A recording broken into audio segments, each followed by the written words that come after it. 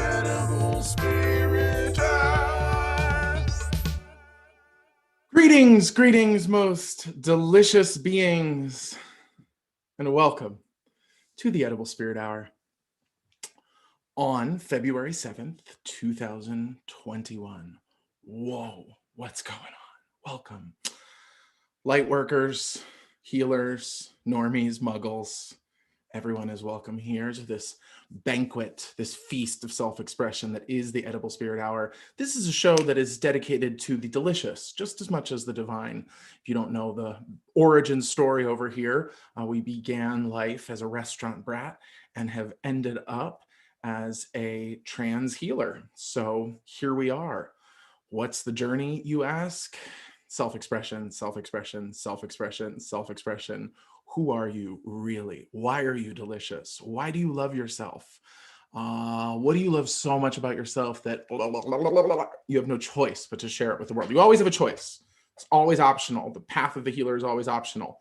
But what do you love so much that you're willing to share it?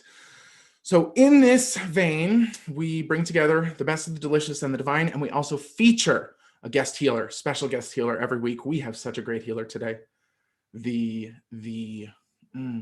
regal, the expansive, the shockingly clear and wondrously joyful Nina Millin is here today. We're so excited. Nina is founder of Circle Gathering, a wonderful entity, right? Conscious entity that we'll talk about later. But for now, we always start with the F Me update. We start with the F Me update. P.S. If you're watching, hang out. And if you want a reading, join us in the Zoom room and we'll take you in for a reading later on in the show. But without further ado, I'm going to share the F Me update with you, which is part astrology, part a cuisine. So let's start actually with the cuisine. Okay, we will do the cuisine first. Here we go. Okay. Yeah, let's see. We'll get rid of the thumbnails so you guys can just see the cuisine. Okay.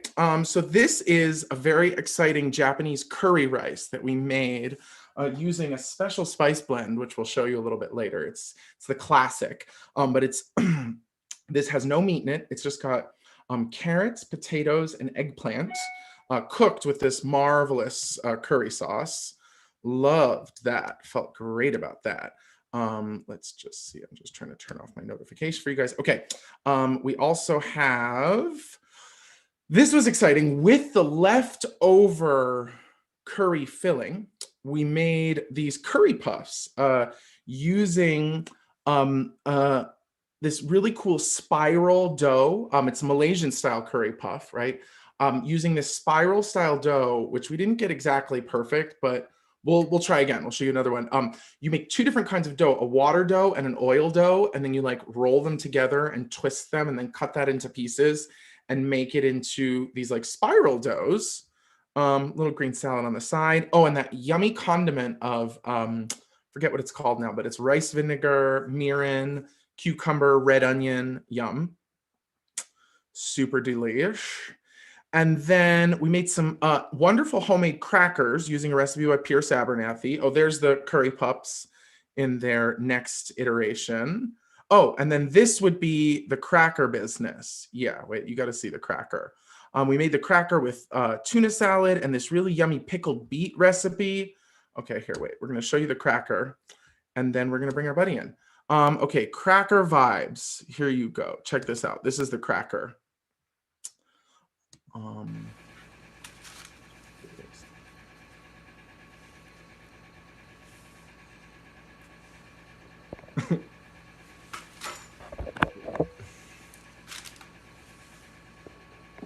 Oh, please. Well, that was supposed to be the crack one. The one that cracks, but she didn't crack. Is there another one that I can show you? Oh, look, I made cookies too. Made cookies last night. Okay. So yeah, you know, it's been a really gnarly week, which we'll talk about when we get into the astrology in just a moment. But I don't know, has anybody else been feeling like you've been sort of rebuilding yourself from the ground up? That's been the vibe over here in Edible Spirit Land, structural integrity, structural reintegration par excellence. Let's see, we're just trying to get your, oh, it's Mercury retrograde time, honeys. Yes, it is. Yes, you know it is. Well, hopefully my sweatshirt will stick around for the rest of the show, but if not, it's all good. Okay, so this is effectively the culinary side of the F Me Update. I was trying to show you the crackers, which cracked in this really satisfying way, but couldn't find them. Mercury par excellence. But in the meantime, we're going to discuss a lot of the astrology that we're facing right now, which has mostly to do with Aquarius. So let's see. I mean, the big one coming up is the new moon on the 11th, but really, I would be remiss if I did not bring in our guest to discuss this part of the F Me Update, because she knows a thing or two about the lunar cycle. So let's bring in our guest, Nina Millin, and I'll see if I can get the green screen to behave. Welcome. Calling in Miss Nina to the room. Oh, hello. I quickly turned off my YouTube because I was watching you. I'm excited. I'm taking my shirt off so I can change this. What about do you have a snake peeler? Yes, I do. Oh, you saw it in the clip. Oh, good. Yeah. And like when you were talking about it's like the symbolism of like having to peel it all away to actually grow and create the thing. Like I also saw Marcella's her deck in the picture there too. Marcella Crow's Dream Tarot. You know we're a Marcella. Oh yeah, that was on an altar space there. No, we are a Marcella family in this house. We use all of her decks, obsessed. And you actually introduced me to Marcella a while ago. I had only encountered her, but you actually met her first, and then you how cool. brokered a little intro. And I had a cool meeting actually. Well, welcome to the Edible Spirit Hour. It's such an honor to have you here. As you saw, we were just about to get into new moon vibes, but I was like, hold on a second. We should be talking to Millin about these new moon vibes. So for those who don't know, Nina is the leader, the guide, the priestess of the circle gathering. All of those are my terms, not hers. I love so tell us a little bit about how circle gathering started, or what the MO behind it is, and then I guess then we'll discuss some new moon vibes. First of all, thank you. You like to be reflected by you about what kind of work it is that I do and I facilitate. It's just so thank you so much for you're so loving and generous with that, and and have been such a supportive, loving force in my life around this. So I love you and thank you for that. Circle gathering, it started I was at a meditation and I conked out, and I woke up right at the end, and I had that kind of conk out where I was like, I missed that whole thing. Boo. Like I drove all the way here and I paid the money and I sat down, I lay, and I just, I took an expensive nap. Like what just happened? And right as it was ending, like the only thing I can describe it is like ticker tape, like all of a sudden, like I had a download of do meditations, make them with the moon, full moon, have a goddess guide. And that's nothing I had ever done publicly. There was a point where I didn't know what I was doing with my life. And so I bought a bunch of books online about goddesses. And I would take myself to a cafe and pretend I was in school and just take notes and learn and learn and learn. And years later, it came to fruition with I got the vision of what it was a full moon night, and I got a vision of what it would look like. And I texted like 3 or 4 people and said, if I did something like this in my living room, would you come? And they all were like, yes, yes, yes. Like I didn't even make it to my car after the meditation. And if I hadn't texted those people and they said yes, I wouldn't have followed through. Wow. And so that first one was in my living room. And then it just continues to grow in space, in larger spaces and amazing structures and private gatherings. Now during quarantine, we've been doing it as a screen-free call-in monthly goddess guided meditation. And so I just, it was born, circle gathering was born of the moon and the goddess. So I always honor them in all the work, however I can, the way I do. Well, it's exciting too, because I have been following the gathering for a while, and it's interesting how it has opened up to be inclusive of all sorts of moments and not necessarily just anchored on a day of a new moon or a full moon. But so I loved being able to get into the clarification of that it really did arise out of the moons and out of the goddesses.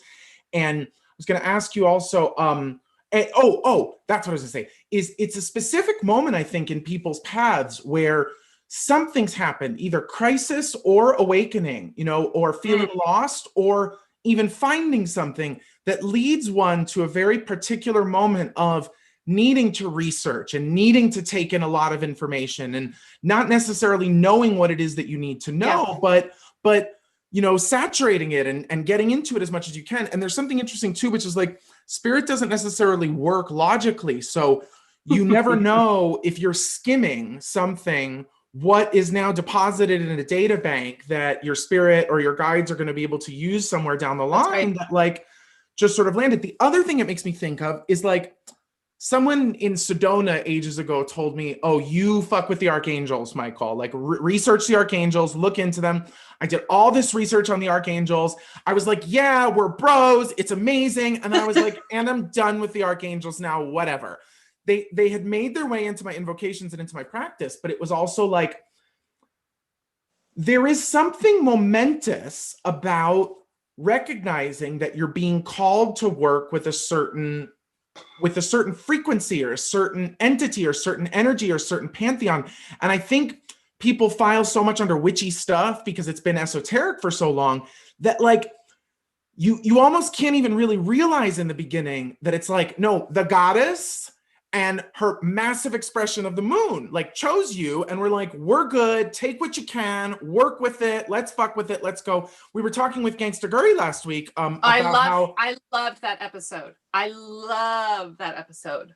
I was watching it back and I was like, we actually just had fun. We could have gone on for hours and hours and hours, but we both actually had our sort of mystical spiritual start in Cuba. So there was this, that for us, we were talking about it in terms of like, is it appropriation if a tradition kind of chooses you? And of course the answer is no, if you approach with respect and always declare your sources and proceed with gratitude and humility and know what is not fucking yours to fuck with.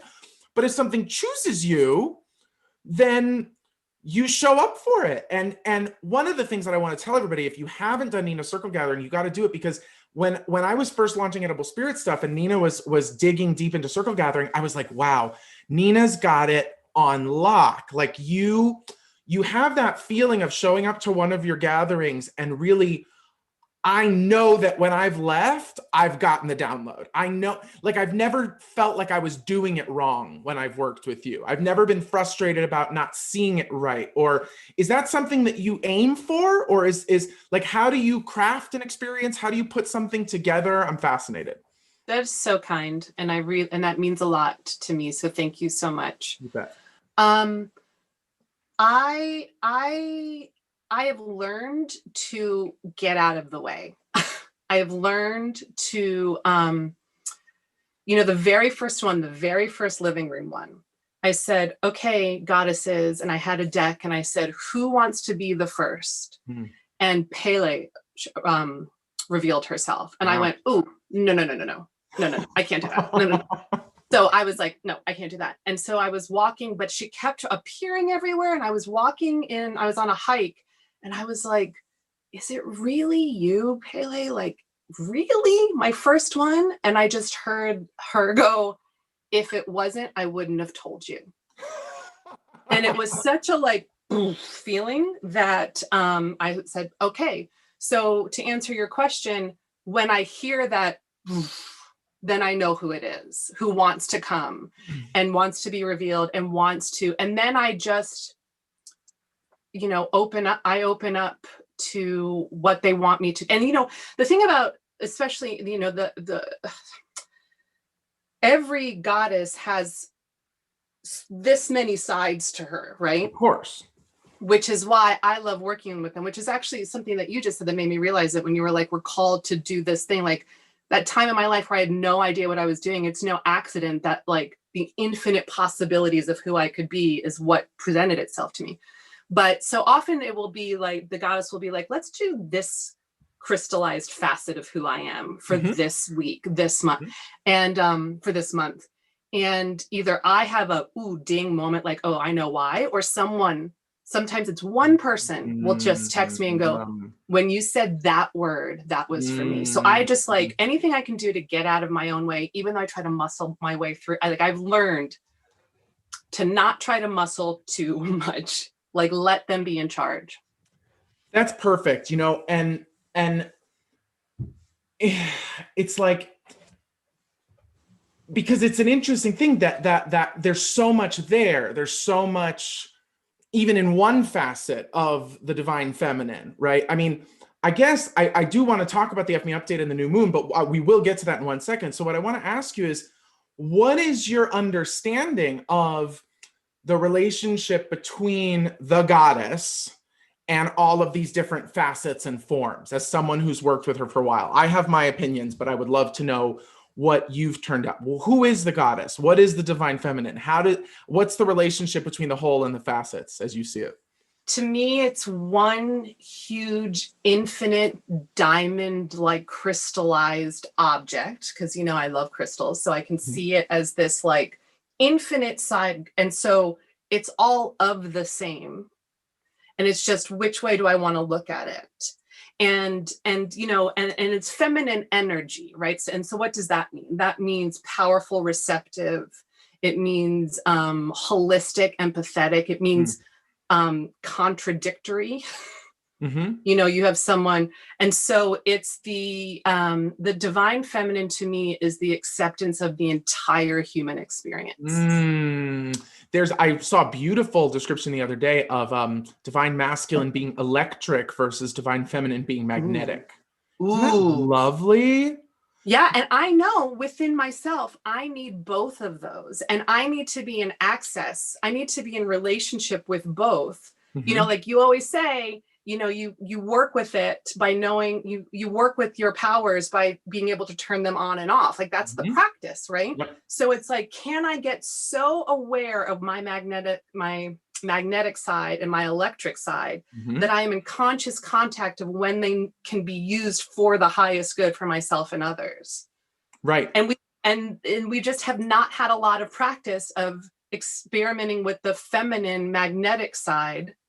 Well, also part of the dominance of the masculine side is rigidity and not fluidity and not flexibility and not the balancing of it. So I love that. Just, we've been talking a lot in my own conversations with people about grid work and divine feminine anchoring certain frequencies. You know, we're in Cherry Valley where I moved to, where there was this huge massacre, and we're right across the street from this really old church, but like this home is dedicated to the divine feminine, you know, like fully through and through. So for the record, our take on it is traces back to the Hindu pantheon, and just the idea that Shiva is the universe in potential and Shakti is the universe in form, in expression, right? And my own personal journeys with the goddess have made me encounter this force that maybe is bigger than the facets, but still inclusive of all of these facets, that wants us to express ourselves fully, that wants us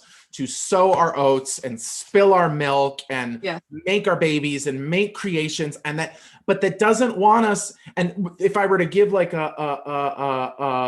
know, an axiom that I've encountered, it's that she expresses herself fully through us expressing ourselves fully.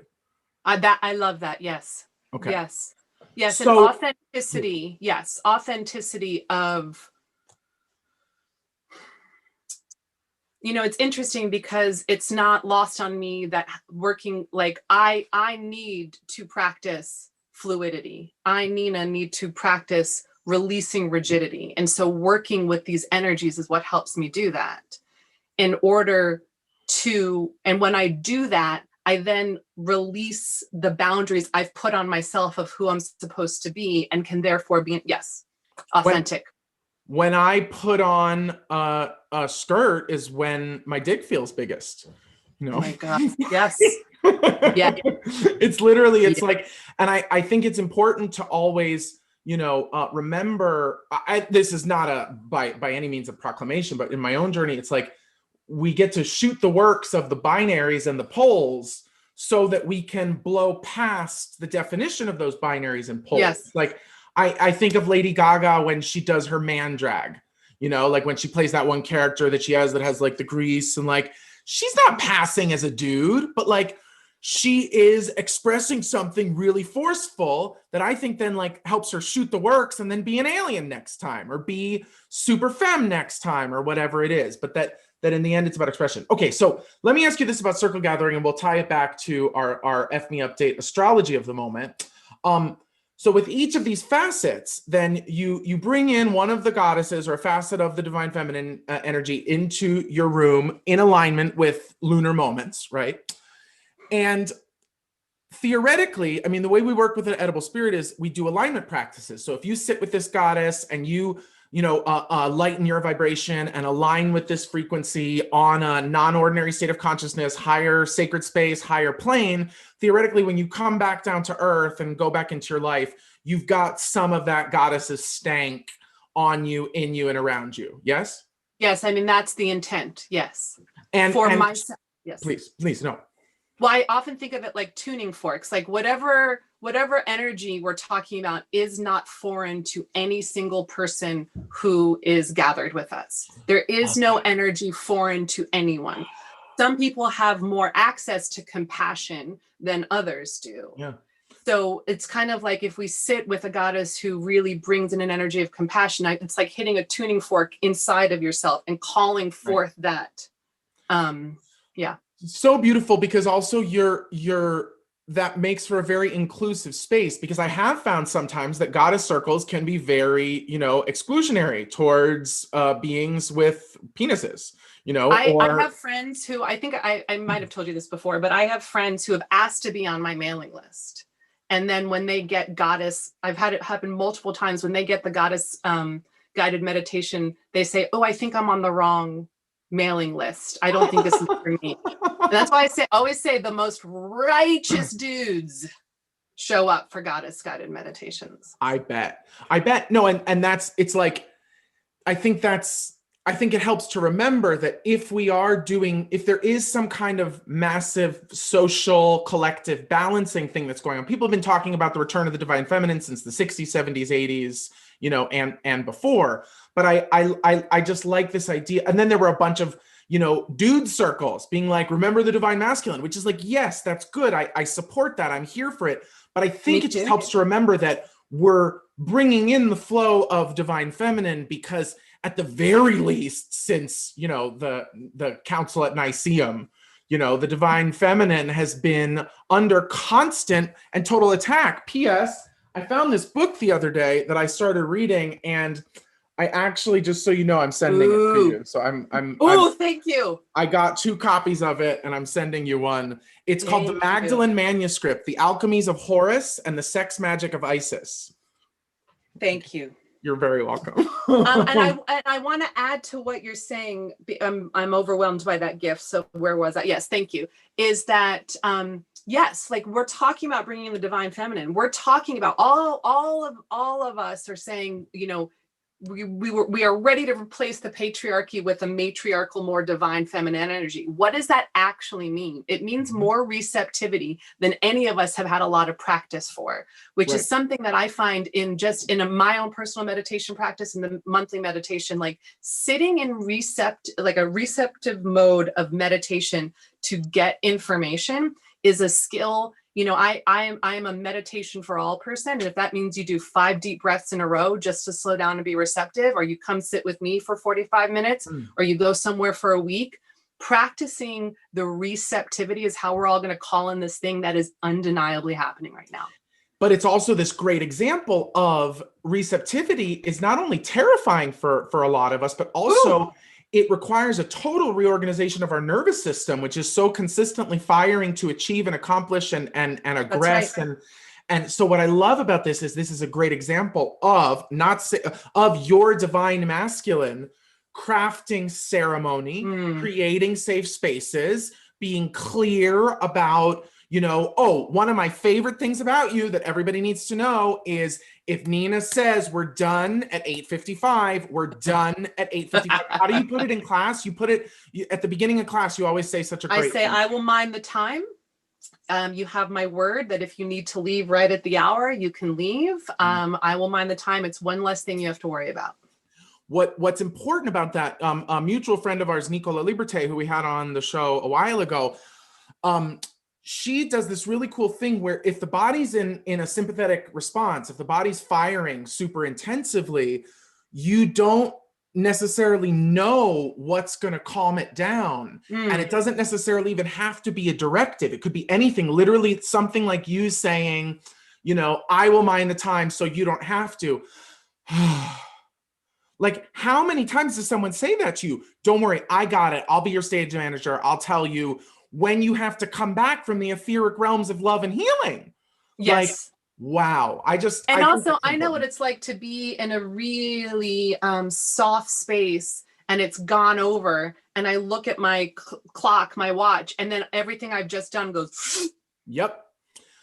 And then you feel like you missed out on it somehow, right, or some kind of thing happens. Well, just for the record, we are working to keep ourselves within a tight 1 hour show tonight in your honor. And because we've had all this spinal realignment connected to the root chakra, connected to the bones. That's why I started the show asking if everybody feels kind of like they're building themselves from the ground up, or if it's just me. Well, I mean, from Capricorn new moon to Aquarius new moon, right? Thank you. So this was going to be my other question. So when you align yourself with a goddess on a full moon or a new moon, are you aligning yourself with the frequencies of the full moon, new moon, or are you just sort of using the moon placement to sort of grease the way for the goddess, or is it both? What's the relationship? The way it's kind of shook out recently, it used to be the monthly meditation was the first Monday of the month. Now it's the third Monday of the month. So it's always right around the new moon. So it's now usually the goddess influence is what the next lunar cycle will be. Great. Yeah. So that brings us to this question, which is, so then you're sort of picking the goddess based on what the influence of the next lunar cycle is. They're picking. Yeah, they're picking. Oh, wonderful. So then that's cool. So then you encounter the goddess not knowing who she's going to be, and then you can sort of compare and contrast and be like, cool, knowing what I know about the upcoming season of Aquarius. Yes. How does this facet of the goddess sort of comment on this moment of the something you do so beautifully, which is like be able to be in both, like I'm on Earth, so let's use my brain and that, the rationalization I can use for helping co-create the experience that's coming from these higher realms. But again, which is guided by the divine feminine receptive force, encouraging us to experience the divine feminine receptive force experience. I just want to say, because everybody who's watching and with us right now should know that not only do you do these in organized group screen-free formats, but that you also have been doing private meditations, one-on-one meditations with similar intentions behind them, or how do you figure out what you're working on with a one-on-one client? Yeah, it's similar. It's usually individualized. Sometimes people want to work with a particular energy that we find through a goddess that they can come, weekly come and sit with, and we can check. Or, I've built a 4-week meditation journey with a particular goddess for this person based on what they want. Or it's sometimes people don't want a particular goddess energy, but what they do want is what I like to call them themes, or some sort of energetic anchor. And I've sat with people and developed a meditation receptive practice. Love it. That's usually influenced by the goddesses, whether they know it or not. And then, so that's on the one. And I've also been some of my favorite stuff is like group couples will want to do it, or like blessing ways for people. But some of my favorite groups have been just like a bunch of friends want just them in this particular gathering to share this experience. Those are like I love it. And it's so, I think it bears mentioning also that this works because of an idea, which is that you become like that which you pay attention to, right? And it's connected to law of attraction, but it's also just like classic old school manifestation.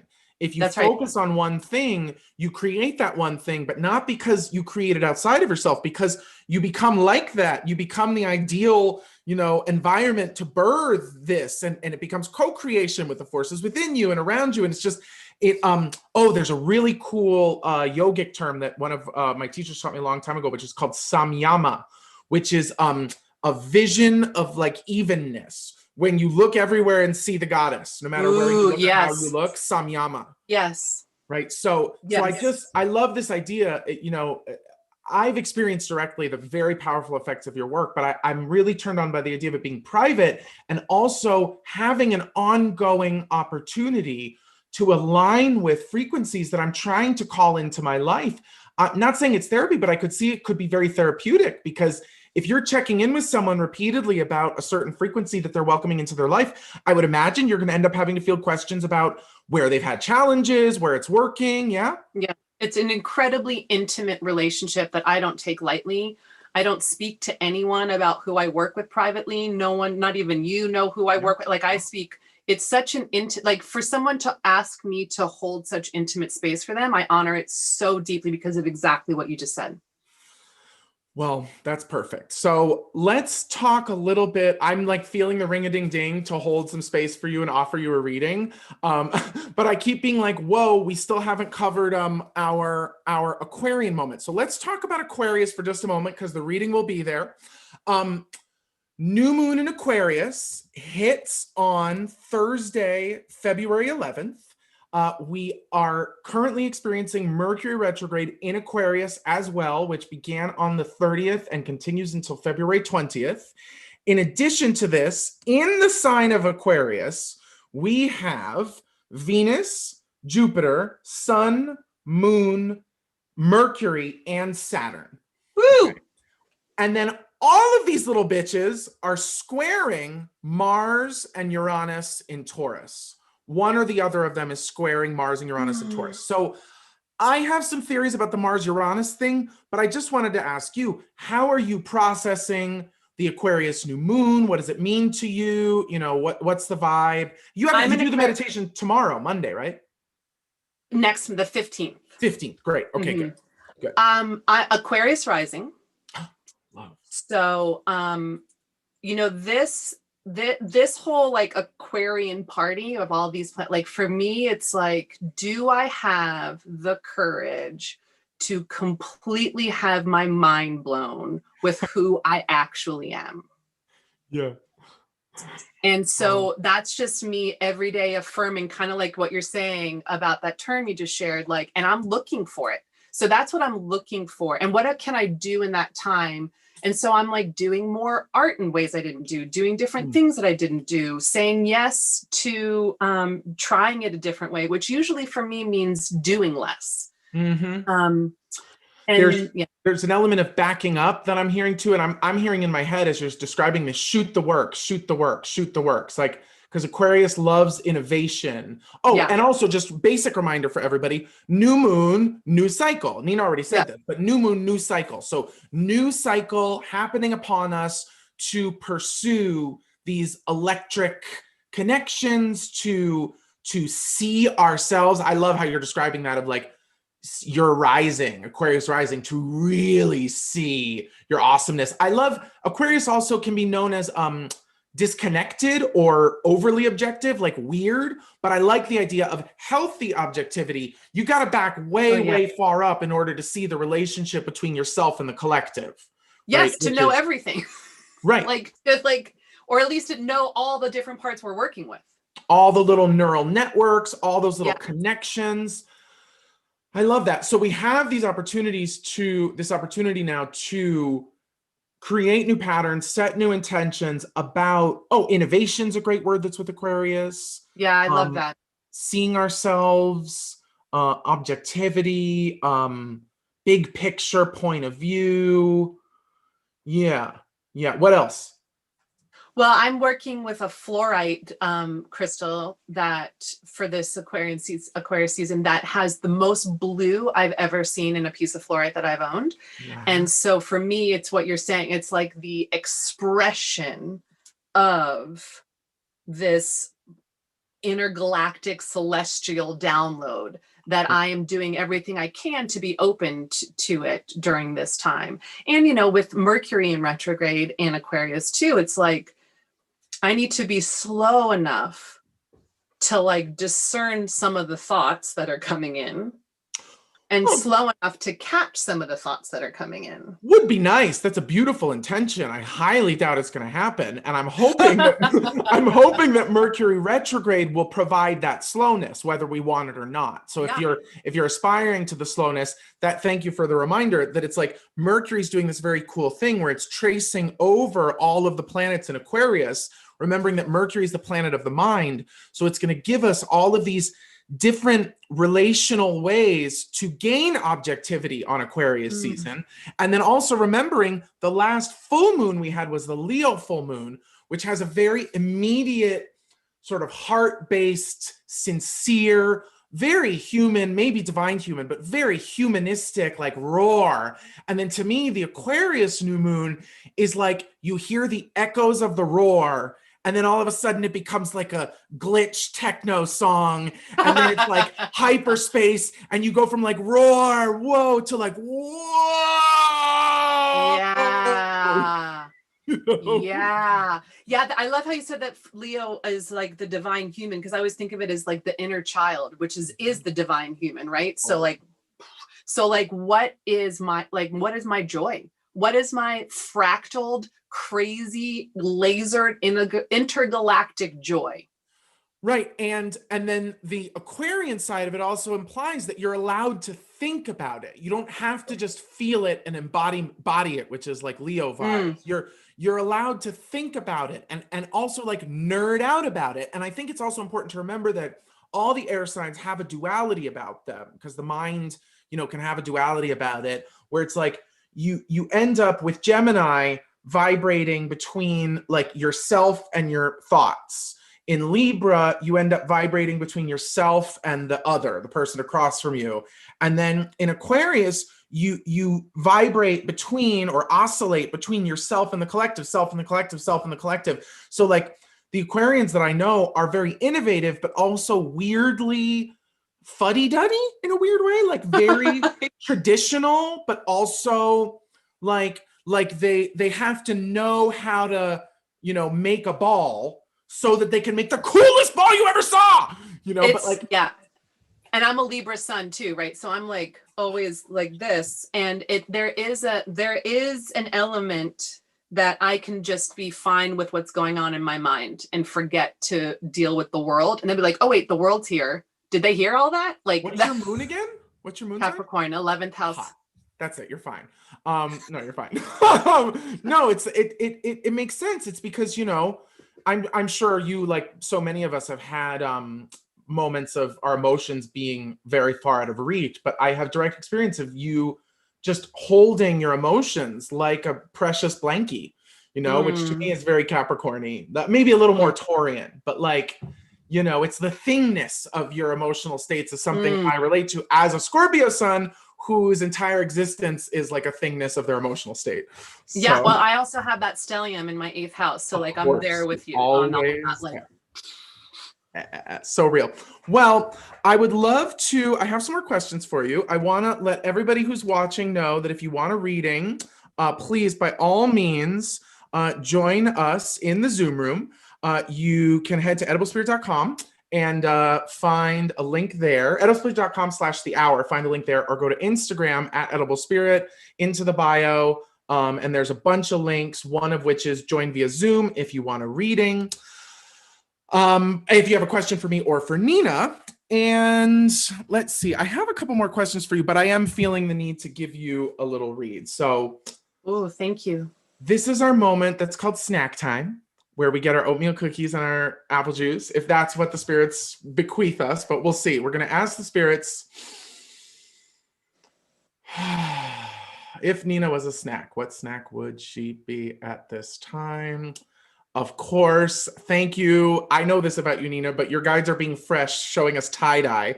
Like all the tie-dye just burst across. So let's see, is this connected to... What is this connected to? Okay, interesting. Interesting. Okay. So it's interesting. So, this will lead to some more questions. I'm trying to like unsee it to make sure I'm not projecting, but it wouldn't go away. So specifically, we're talking about wavy gravy. Can't make that Okay. shit up. Which Whoa. wasn't that the Ben and Jerry's Grateful Dead flavor from That's back right. in the day? Okay. That's right. So wavy gravy, and I promise you, I tried to unsee it, but this is what they showed us. Wavy gravy made into these balls and then dipped in this chocolate casing that is like so impeccable, where like we're talking single origin sourced with little nibs, with little stardust. Like it's all about the casing of this chocolate and the integrity of it, but also the simplicity of it. I'm seeing a gift someone sent me once too that was chocolate that was wrapped in a piece of paper, and they had tucked one leaf into the piece of paper, and that was how this package, this chocolate was packaged. So I really, if I'm watching what they're showing us here, and first things first, this is coming from your spirits. They're very happy. There's all this tie-dye that it feels like they're having to sneak in kind of around the corner. Like they're like jamming all of these rainbowy colors in through the back door, and they're coming in the flavor of wavy gravy ice cream that is in a huge fucking tub that will always replenish itself, all the wavy gravy you need. And then I see you sitting here scooping balls. They're round balls. There's nothing extraordinary about these balls except that it's fucking delicious Ben and Jerry's, delicious ice cream. And to me, I project a little bit. It was funny because when we had Marcella on, it was all Ritz crackers and sausages. Was what we saw. She's building the Mayan pyramid of Ritz crackers. And I want to make sure, I have no judgment about the quality of food or the class of food or whatever, but I'm just saying here, there's a distinction between the sort of processedness of the ice cream or just the junk foodiness of the ice cream or whatever, insert projection on here. And there's something really important about leaving the wavy gravy and the tie-dye and all of the initial kind of wackadoo spirit of this ice cream inside of this very highly organic, refined, but not processed casing and capsulization, okay? So I know you have a lot of slashes, not that many slashes in your existence. You are an artist, you are a performer, you are a teacher, you are a meditation facilitator. You've got all these beautiful things rocking around you. What I would say here is just maybe, in the Aquarian, like allow your browser to refresh. Allow yourself to look at all of the offerings that you have around you. Make sure that you're preserving that which feels like that most like wild, rambunctious, fun, tie-dye, wavy gravy, ice cream ball thing. And that's what you want to preserve. And then don't be afraid of dressing it down or dressing it up a little bit and just revisiting your package. I would be remiss, just because I know you're an amazing, amazing actress. I would be remiss if I didn't say, I don't think you need new headshots, but like this kind of thing would be, maybe you take a look at your headshots, because it's like packaging of the wavy gravy on the inside. So look at your website, look at all this stuff, and just, I would say, really rewire your mind for like the simplest brown paper eucalyptus leaf, like something so organic, so natural, so from the earth, so sustainable. And then it's literally like, put a McDonald's toy on the inside. Like it doesn't matter what you put on the inside, because you're preserving the integrity of the content and then working with the simplicity of the form. Okay, that's your read. Wow, thank you. Thank you. That resonates deeply for me. Thank you. Oh, good. I'm so glad. This is why we're here, because you, as you are opening up and receiving, is important, especially live on the air. So thank you. Thank you. Thank you for all you do too. This is really special. I love you. Thank you. I love you. I appreciate you. Okay, well, we had someone in here for a reading, but now they have disappeared. That's too bad, but we'll see if they come back. In the meantime, I want to ask you something. We tend to put in a segment. I've been trying to, even though I'm keeping the time snatched, I'm running fast and loose with the segments tonight. Doing so great. You're doing great. I would love to know, how are you healing? What are you doing to take care of yourself these days? What are you doing to nurture and support, or what is getting you through the day? I mean, you can also tell me what's wrong, what's been fucking making you crazy, and what have you been doing to treat it? Whatever. We just love to share some tools with the viewers.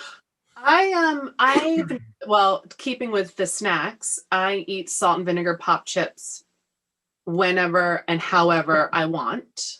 That's like to me, a salt and vinegar pop chip has gotten me through 2020 and 2021. So that's my snack of choice right now. Not popcorn anymore. What happened to the popcorn?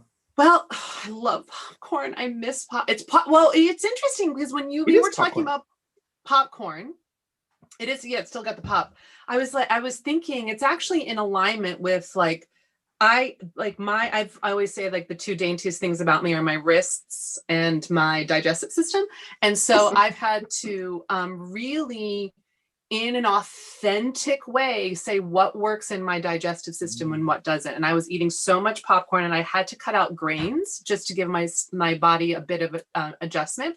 And it happened right before the pandemic. And popcorn's my favorite food, favorite. And so I had to mourn and grieve not eating it and this past year I've had a lot of mourning and grieving as things that I thought would always be there. Yeah. Have fallen away, have shedded that snake peeler. I'll never forget the image of that in the beginning. So a lot of what I've been doing right now is whatever meditative and prayer practice I can to be willing for the transformation and the shedding and the new. And one of the prayers I say every morning is, thank you for everything you've given me.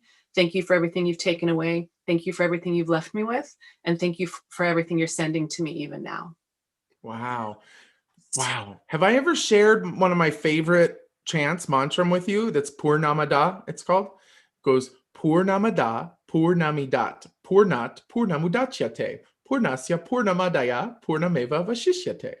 Okay. And it translates as, this is perfect, that is perfect. From this perfection comes that perfection. Ooh. If you take this perfection away from that perfection, perfection alone remains. Ooh. But you said it. You found the words. I think that's a great fucking example of wherever that mantra came from exists on the 9th dimensional plane somewhere. And you, with your heart and your practice and doing what you needed to do to get through this pandemic, managed to find those words that pretty much echo the same damn thing. And theory is the mantra is not just to get you through a tough moment. Mantra is how it is. That's right. Mantra is about the universe. Well, and they're all for all of that, the idea, we come back to goddesses for a second, if you look at all of the mythology and the legends and the stories being told from all these different countries from so long ago, there's no way they could have communicated, but it's the same story told through usually the topography of the land, but it's the same story. We're all having this, we all have access to the same information and the same experience. And we're so getting that phenomenologically in the world because of our Aquarian connections and connectivities. Our personal experiences are very difficult to separate from our collective experiences. And I think this is one of the things that's creating so much friction. Yes. Is that people want to hunker down and be in tribes and not fuck with the rest of the human race, but it doesn't work that way. It's we are connected. So I think it's causing all these other frictions to build up. Well, we have a guest waiting for a little read. So let's bring in our buddy and say hi to Dee. Let's see. Come on in. Hi, sweetness. Hello. What a lovely treat to see you. Hello. How are you? It's been so long. Welcome to the Edible Spirit Hour. Hello, how are you? I know. I can't believe I caught you. I was so excited. Me too. Welcome. Nina, Nina, we're here with Nina. Do you have a question that you want to ask me or anything you want to ask Nina or something we can both weigh in on? How you doing? No, oh my gosh, no. I was just listening to everything you guys were saying and Mercury retrograde and passing all the planets and like just thinking about how it impacts communication, just all of it. I was very excited. Well, would you like a read? Would you like a little reading? Sure. Less. Yeah. I'm going to give you a snack, my love, because if you were a snack. Oh my God. That's so exciting. I haven't caught you in so long. I know it's been a million years. Well, we're back now and we're here every Sunday. So stay tuned. Yeah, it's interesting here because what I see is a bowl full of Chex Mix that you're sort of running your fingers around, looking for the good pieces, looking for what you want. But also you've bathed this Chex Mix in some kind of interesting, delicious frosting type flavors. To me, it seems almost like garlic butter, like pesto or something. And it also reminds me of this kind that I had ages ago, which was all dipped in white chocolate. I had it when I was down in New Orleans. But I think the read that I'm getting here is that you want to stick with what's in front of you, stick with what's working, keep it simple, but don't be afraid to add on whatever you need to add on to keep it interesting. So yeah, I would say we're Mercury retrograde, so it's not really a big moment to make big moves, to start new crazy things. To me, it feels like you're impatient, a little worked up and ready to blow and jump the gun like so many of us are. And I just really think there's something measured here about don't go eating a vat of ice cream or don't go, gathering all the snacks from the pantry. But like, if you need to dip the Chex Mix in garlic butter or white chocolate, who's going to fucking stop you? And if that's what you need to get to tomorrow, then you get to tomorrow and you keep going. Okay. That's what I got. Does that make sense? Yes. Oh my gosh. Yes. Cause okay. So here we go. Here's a backstory real fast. We talked forever when I lived in New York and then I moved to Fort Lauderdale. And when I moved to Fort Lauderdale, Florida, you said it like, you're going to find Florida, but you don't know where you want in Florida. And that kind of was it. Like I moved to Fort Lauderdale and I really liked the atmosphere and being in Florida, but it was still very like congested, close, like, I don't know, just didn't have everything I wanted. Didn't have like the right vibe. So I live now in like Fort Ritchie, which is right out of Tampa. And I have so I have 6 acres. I literally bought chickens today, like little baby chickens. But I've been wanting to do this. I've been working towards this. So like it's funny that you say I'm impatient and I jump again because I kind of do. So like I was like, yeah, you just called me out. Good. Well, let me check in with Nina. Nina, you got anything for D here? Anything you want to share? Anything we can reflect? I'll offer, this is what came through me for you, take it or leave it, which is a meditation, a quick meditation to do whenever you want or never, right? So it's truly just something to put in your pocket. And my intuition is to suggest once a day minimum, but again, however and whenever you want. And it's your right hand over your solar plexus and you're standing still. You're standing and you're still, and 5 deep breaths in a row. That's it. I like it. I kind of do that laying down though, but I'm going to try it, right? Standing. Try it standing. It's really fresh. That's really cool. Because that will keep you centered. It will bring you back to one. It will get you locked and loaded. And it will, as Nico La Liberté would say, it will completely reset your nervous system. Yeah, and sorry, one more thing to add. I would imagine that your butt is dropping to the earth as you do it. That your feet are on the earth and your butt is just imagining your butt is dropping to the earth. Okay. And the difference, D, is sleeping, laying down, your body might think you're getting ready for sleep. Standing up, your body knows you're not getting ready for sleep, but and knows that you're there to support total relaxation without going under. I like it. Okay, cool. Oh, that's awesome. Awesome. Yes, I like it. Wonderful. Well, I think that'll be really, really good. Let me just see if there's anything else to share with you. Yeah, no, I really think that's it. I think just take it easy. Enjoy yourself. Thank you. Congrats on the chickens. Oh, thank you, thank you. I'm very excited, very excited. I'm so excited you're back on. So I hope to see you some more. And congratulations and good luck with everything. I'm gonna look you up and see more about what you have to offer. That's awesome. I love it all. Thank you so much, Dee. Thanks for Oh, tuning thank in. We'll you see you next so time. much. Bye, Yes, sweetheart. definitely. Okay, Bye. cool. So nice. Super So fun. sweet. Well, we're nearing the end of our show. We're nearing the end of our time I mean, it together. just flies by. It really does. I would love to know, that was our little moment that we call 1-900-DELISH. I'm working on little place cards so that we can throw them up on the green screen in the back. That's going to be really fun for our segments. But we're proceeding apace with Mercury retrograde and all that stuff. This moment we call yumminess.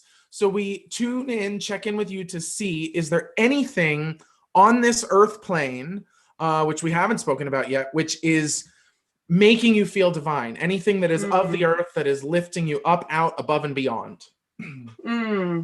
Okay, I'll just list them as they came to order in my mind. The friendships that I am invited to nourish and that they nourish me, like really, especially Edible Spirit. Here we are. The nourishment that I'm finding in friendships. You and the work you do is so helping me on earth right now. I also, being physically removed from people has made me more aware of my own physicality. So dancing a lot has been helping me and shaking my body. And then also to that end, crystals, I love the crystals. So Laura Ellis, if you know her, she has I did a lot of her crystal club classes during 2020. Her knowledge, her sale of crystals, Melinda Lee Holm, who I met through, she's coming through my mind, is an amazing. Yes, Kamara Thomas. Oh, you have a class coming up soon, don't you? Oh yeah, Kamara and I do have a class. Kamara is like you, an amazing wizard of astrology. And she's my best friend, and she lives in North Carolina, and she and I are doing a thing with this amazing School Forever. Maybe I'll put the link on where we'll figure out how, but we're doing a 3-week course about planetary rhythms, and we kind of like do a right brain, left brain, back and forth way to kind of digest all this information. She's amazing at giving the information. Then I facilitate space for creative writing exercises during it, meditations during it, to get really that astrology deep into our body of our own, so we can be serving the collective.